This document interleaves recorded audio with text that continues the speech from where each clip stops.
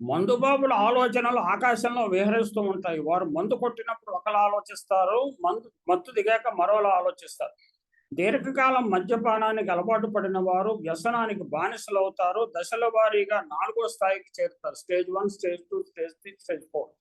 అప్పుడు ఆ నాలుగో దశకు చేరిన తర్వాత వారి ఆలోచనలు ఎలా ఉంటాయంటే, ఒక్కోసారి ఈ భూగోళాన్ని ఫుట్‌బాల్ ఆడేయగలము అని అంటారు. ఆడుతుంటారు. మరోసారి చీపురుపుల్ల కూడా ఎత్తలేని దిగాలు పడిపోతుంటారు. అంటే మూడ్ స్వింగ్స్ ఇటు నుంచి అటు, అటు నుంచి ఇటు స్వింగ్ అవుతూ ఉంటాయి. ఈ చర్చ అలా ఉంచితే తెలంగాణలో కేసీఆర్ ప్రభుత్వం చేసిన దుబారా గురించి ప్రజలు కథలు కథలుగా చెప్పుకుంటున్నారు. కాళేశ్వరం నిర్వాకానికి తోడు అనేక పిట్ట కథలు కూడా ప్రస్తుతం వెలుగులోకి వస్తున్నాయి. మూడోసారి కూడా తామే అధికారంలోకి వచ్చి హ్యాట్రిక్ కొడతామని కేసీఆర్, కేటీఆర్, హరీష్ కవితలు విసర్జించారు. వీరిని దుష్టచతుష్టయమని ఇంకెవరు పేరు పెట్టలేదు. అది కూడా వచ్చేస్తే మరి తెలీదు. ఎవడురా మనల్ని ఆపేది అని విర్రవీగారు. అందుకే అన్ని రంగాల్లోనూ రెచ్చిపోయారు. 66 కోట్ల ఖర్చుతో 22 ల్యాండ్ క్రూయిజర్లు కొనుగోలు చేసి విజయవాడలో ఉంచిన కథం తెలంగాణ ప్రజలకే కాకుండా మొత్తం తెలుగు ప్రజలను ఆశ్చర్యానికి గురిచేసింది. ఈ వాస్తవం తాజాగా ముఖ్యమంత్రి రేవంత్ రెడ్డి వెలుగులోకి తెచ్చారు. ఒక్కొక్క టయోటా ల్యాండ్ క్రూజర్ ధర 3 కోట్లు. ఎన్నికలు జరగకముందే 22 వాహనాలు కొనుగోలు చేశారు. వీటికి బుల్లెట్ ప్రూఫ్ శాటిలైట్ లింకేజ్ ఏర్పాటుకు అదనంగా ఖర్చు అవుతుంది. కేసీఆర్ ప్రభుత్వం సృష్టించిన 50 లక్షల కోట్ల సంపదలో ఈ క్రూజర్లు కూడా భాగమేనా అని కేటీఆర్ ముఖ్యమంత్రి రేవంత్ రెడ్డి ఎద్దేవా చేశారు.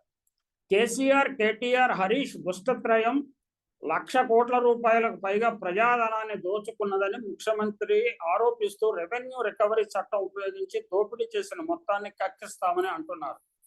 అయితే ఇది అసాధ్యమని ప్రజలకు బాగా తెలుసు. తన కాన్వాయ్ కోసం కొత్త వాహనాలు కొనవద్దని రేవంత్ చెప్పుకున్న సమయంలోనే ఈ క్రూజర్ల ఉదంతం ఆయన చెవిన పడింది. తాను సీఎం అయిన తరువాత 10 రోజుల వరకు రేవంత్ రెడ్డికి కూడా ఈ విషయం తెలియలేదు. పాత బండ్లు అడ్జస్ట్ చేయండి అని తాను చెబుతుంటే చిన్నగా ఒక అధికారి వచ్చి పోయినసారి 22 ల్యాండ్ క్రూయిజర్లు కొన్నాడు, అన్ని విజయవాడలో దాచిపెట్టిన కొత్త ప్రభుత్వం ప్రమాణం స్వీకారం చేయగానే అన్ని చేద్దామనుకుంటున్నాం సార్, ఆయన నెత్తి మీద దరిద్రం ఉండి ఇంటికి పోయిండు అని చెవిలో చెప్పిండని రేవంత్ రెడ్డి పత్రికల వారితో చెప్పారు. అన్ని వందల వేల వాహనాలు ఉన్నప్పుడు కొత్తవి కొనే అవసరం ఎందుకు వచ్చింది? ఒక్కొక్క వాహనానికి 3 కోట్ల చొప్పున ఎంత అవుతుంది? మరి బుల్లెట్ ప్రూఫ్ చేస్తే ఇంకా కొంచెం ఎక్స్ట్రా అవుతుంది. మూడోసారి కూడా వస్తాననుకుని ఆయన బంది మాగతలకు చెప్పా పెట్టకుండా కొని దాచిపెట్టిండయ్యా కేసీఆర్. ఇలాంటివే ఆయన సృష్టించిన సంపద అని రేవంత్ రెడ్డి వెల్లడించారు. మాజీ సీఎం కేసీఆర్ అధికారంలో ఉండగా తన కాన్వాయ్ కోసం ముచ్చటపడి కొనుగోలు చేసిన ఈ వాహనాల్లో 20 కార్లు బుల్లెట్ ప్రూఫ్ శాటిలైట్ టెక్నాలజీ అంగులు సంతరించుకుని డెలివరీకి సిద్ధమయ్యాయి. ఈ వాహనాలకు భద్రతా పరంగా దుర్భేద్యంగా తీర్చిదిద్దడం కోసం అప్పటి కేసీఆర్ ప్రభుత్వం గత ఏడాది అంటే 2022 ఏడాది ఏప్రిల్ మే నెలల్లో దశల వారీగా ప్రత్యేక కార్గో విమానం ద్వారా విజయవాడ సమీపంలోని వీరపనేనిగూడెం ఇండస్ట్రియల్ పార్కుకు పంపించింది. ఈ ఇండస్ట్రియల్ పార్కులో త్రిహాయని ఇంజనీరింగ్ వర్క్స్ ప్రైవేట్ లిమిటెడ్ గతంలో మిత్రా క్యుకుటో పేరుతో ఉండేది. జపాన్ భాగస్వామ్యంతో ఇది పనిచేసేది. సంస్థ వాటిని తీర్చిదిద్దే బాధ్యతలను చేపట్టింది. భారత సైన్యం ఉపయోగించే అనేక వాహనాలకు బుల్లెట్ ప్రూఫ్ పనులు చేసిన సంస్థ అది. అందుకే కేసీఆర్ కొత్తగా కొన్న ల్యాండ్ క్రూయిజర్లను ఆ సంస్థకు పంపారు.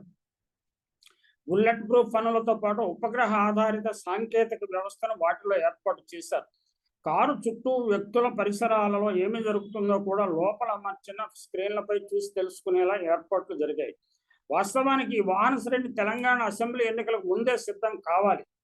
కానీ జాయింట్ వెంచర్ అయిన ఈ సంస్థ నుంచి జపాన్ కంపెనీ వైదొలగడంతో కొన్ని ఇబ్బందులు వచ్చాయి. ఫలితంగా ఎన్నికల నాటికి పనులు పూర్తి కాలేదు. మళ్ళీ సంస్థ పరిస్థితి గాడిపడ్డాక పనులు పూర్తయ్యాయి.